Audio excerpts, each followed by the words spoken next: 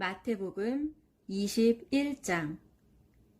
예수와 제자들이 예루살렘에서 멀지 않은 올리브산 부근의 벳바게라는 동네에 이르렀을 때였다.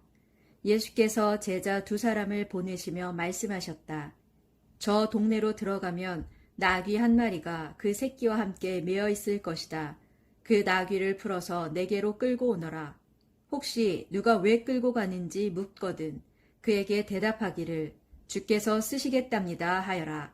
그러면 아무 말 않고 나귀들을 곧 내어줄 것이다. 이 일은 예선지자의 예언이 이루어지기 위한 것이었다. 곧 시온의 딸들에게 일러라. 보라, 너희의 왕이 너희에게 오신다. 그분은 온유하고 겸손하셔서 나귀를 타셨는데 어린 나귀, 곧 멍에 매는 어린 나귀를 타고 오신다. 예수께서 일러주신 대로 두 제자가 그 동네로 들어가서 어미 나귀와 새끼 나귀를 끌고 와서 그 위에 자기들의 겉옷을 얹어 놓았다. 예수께서 올라타시자 무리 가운데 많은 사람들이 겉옷을 벗어 길 위에 폈고 어떤 사람들은 나뭇가지를 꺾어다가 길바닥에 깔기도 했다. 군중들은 예수를 앞뒤에서 에워싸고 행진하면서 크게 환성을 올렸다. 호산나 다윗의 자손이여, 주님의 이름으로 오시는 분이여, 지극히 높은 곳에서 호산나. 예수께서 예루살렘 성읍 안으로 들어가시자 온 도시가 들끓었고 사람들마다 이분이 누구요 하고 물었다. 그러자 사람들은 그분은 예수님이요 갈릴리 나사렛 출신의 예언자랍니다 하고 대답했다. 예수께서는 예루살렘 성전 뜰 안으로 들어가셔서 그곳에 있던 장사꾼들을 다 쫓아내셨다. 성전에서 돈을 바꾸어 주는 자들의 탁자와 비둘기를 파는 사람들의 의자를 둘러 엎으셨다. 그리고 큰 소리로 그들을 꾸짖으셨다. 성경에 보면 내 집은 기도하는 집이라 불릴 것이다 라고 기록되어 있다. 그런데 당신들은 이 집을 강도의 소굴로 만들어버렸다. 한편 성전 뜰 안에는 맹인들과 절름발이들도 있었는데 그들이 예수께 나아오자 예수께서는 그들을 모두 고쳐주셨다. 이를 지켜보던 대제사장들과 율법 교사들은 어린 아이들까지 성전 안에서 호산나 다윗의 자손이여 하고 외치는 광경을 보고 화가 치밀어 올랐다. 그래서 예수께 따지듯 물었다. 당신은 이 아이들이 뭐라고 하는지 듣고 있는 것이오. 예수께서 말씀하셨다. 다 듣고 있소. 당신들은 어린이들과 젖먹이들의 입까지도 주님을 찬송할 것이다 라고 기록한 성경 말씀을 읽어보지 못하였소. 그런 후 예수께서는 그들을 떠나 예루살렘 성 밖에 있는 베다니 마을로 가셨다. 그리고 거기서 밤을 보내셨다. 이튿날 이른 아침 예루살렘으로 되돌아오시던 중 예수께서 매우 시장하셨다. 그때 마침 길가에 무화과 나무 한 그루가 서 있는 것을 보시고 예수께서는 그리로 가까이 가셨다. 그러나 잎사귀만 무성할 뿐 아무런 열매도 보이지 않자 예수께서 그 나무를 향해 말씀하셨다. 이제부터 내가 다시는 열매를 맺지 못할 것이다. 그러자 무화과 나무가 곧 말라버렸다. 그 광경을 보고 제자들이 놀라서 물었다. 어떻게 해서 무화과 나무가 이처럼 금방 말라버렸습니까? 예수께서 말씀하셨다. 내가 진정으로 너희에게 말한다. 너희가 믿고 의심하지 않는다면 너희는 이런 일뿐만 아니라 더 큰 일도 능히 할 수 있다. 너희가 이 산더러 땅에서 들려서 바다로 옮겨가라 하고 명령해도 그대로 될 것이다. 너희가 기도할 때 믿고 구하면 구하는 것이 무엇이든 다 얻을 수 있다.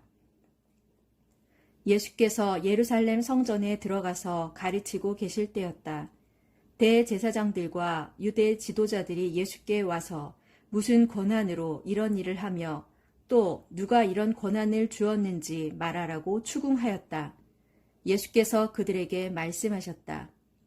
먼저 내 질문에 대답하면 내가 무슨 권한으로 이 일을 하는지 알려주겠소. 세례 요한은 무슨 권한으로 사람들에게 세례를 베풀었소. 하나님께 받은 권한이요 아니면 사람에게서 받은 권한이요?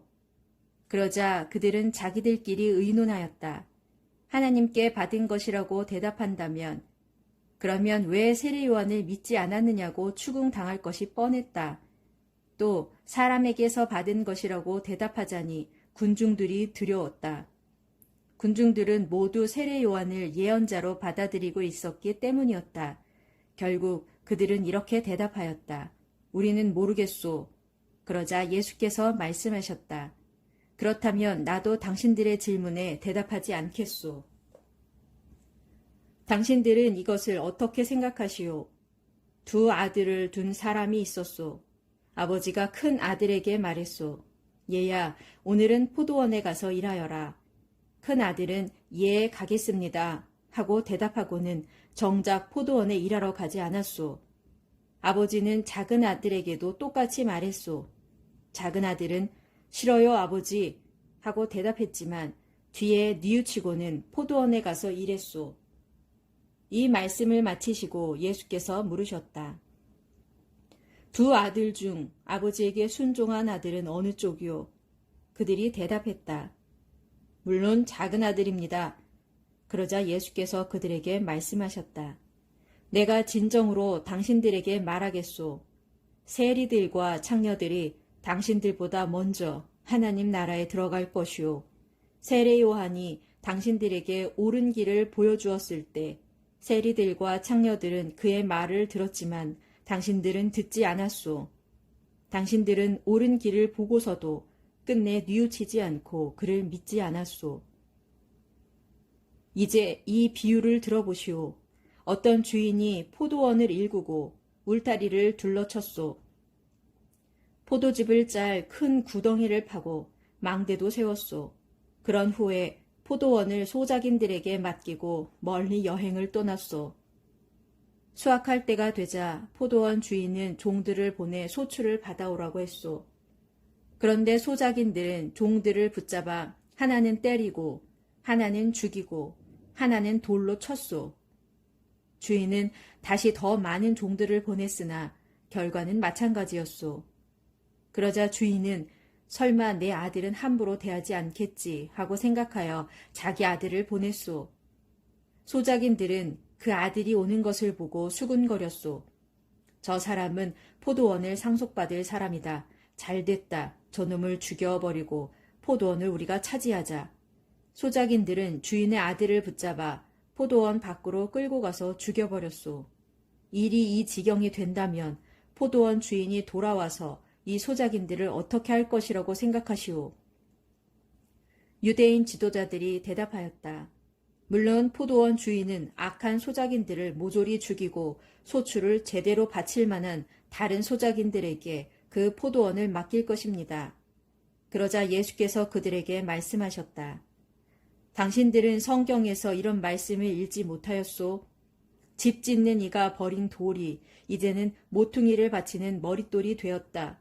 주께서 이루신 이 일, 우리 눈에 너무나 놀라워라. 잘 들으시오.